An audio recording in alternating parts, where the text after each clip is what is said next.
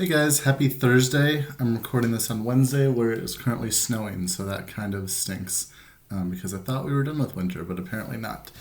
So today we're going to read our next chapter and, maybe we'll read two because it's short again.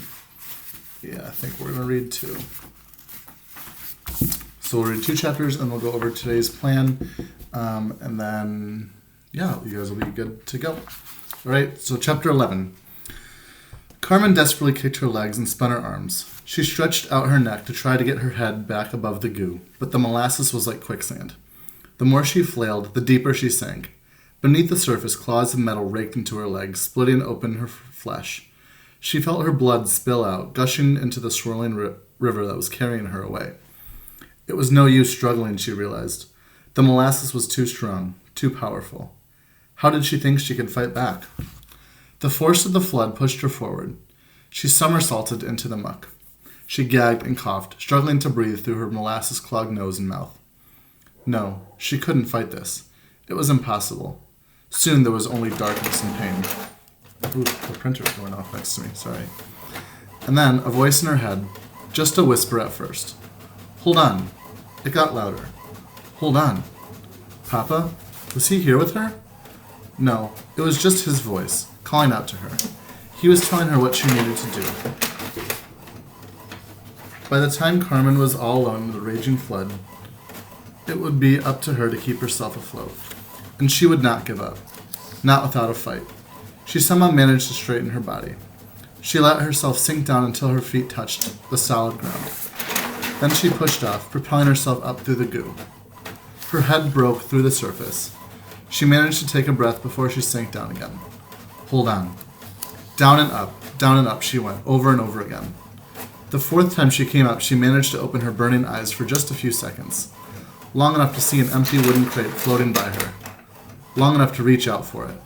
To get her arms around it. She held on, like she had before. Like Papa had taught her. Blood spilled from her leg.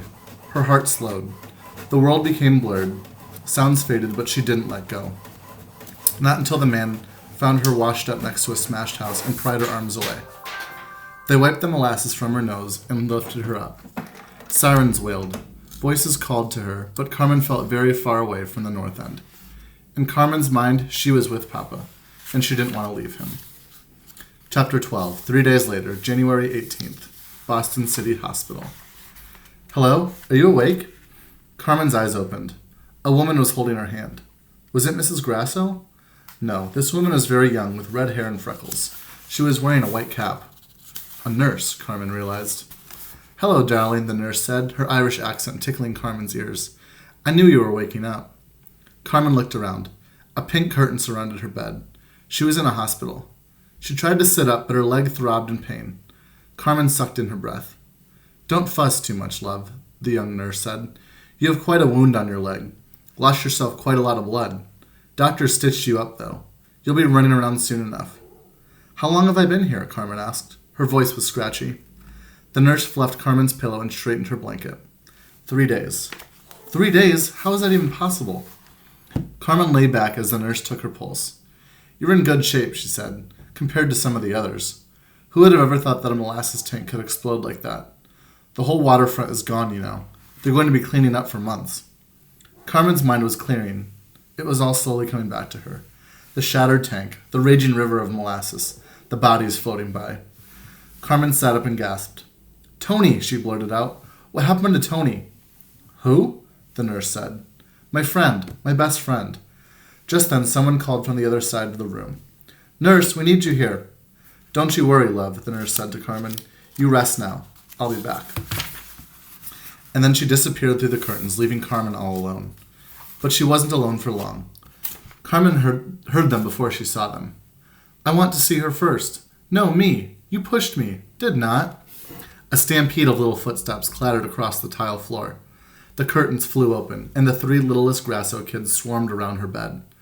They all stared at her, 6 enormous brown eyes. Frankie broke out into a huge grin. He raised his hands up to the air. She's alive, he yelled. Carmen laughed. Mrs. Grasso came rushing after them, out of breath. She took one look at Carmen and started crying, but her face lit up with a smile, even as the tears poured down. Carmen held her breath, afraid to hope. And then, seconds later, another face appeared. Battered, scraped, bruised, smiling. Tony. That's the end of the chapter. All right, so today's plan is to be working on ExactPath for 10 to 15 minutes, so making sure that you're getting that done. We're 2 days left for our weekly challenge, so make sure that if you've done a little bit less than 10, 15 minutes each day, that you're kind of doing a little bit more today so you can get there. Then you're going to read for 20, 25 minutes, and then you are going to do independent writing for the rest of your time today. And what I want you to do for independent writing is throughout the year for homeworks, we've done a lot of informational prompts. And so about 3 weeks ago when you guys picked your research topic, I had you guys email me 5 different research topics. I want you to pick another one of those. And instead of creating a slideshow or anything like that, I want you to research that topic, so whichever one you chose, and then you're going to just write what you learned about your topic. So you're going to basically teach me about your topic, kind of think about it as a homework. So maybe like 1 page long. If you want to type it, it can be 1 page. If you want to, I'd actually like you to type it. And so try to get as close to 3/4 to 1 page as you can. So think about it like a homework. If you want full points, you got to write most of the paper. So pick any research topic that you want to do. It doesn't have to be from your list, but if you want to do one of those ones that you didn't get to do for your slideshow, that's totally fine too. Okay? So again, ExactPath, reading, and then independent writing is going to be your research topic. Okay? Yesterday's video, I told you guys that Mrs. Reynolds said that we were going to do a Zoom on Wednesday, but she needed to change it, and didn't send anything out, I don't think. So I think she's going to send something out for Friday. So I guess I will see you all tomorrow. Have a good day. Bye, guys.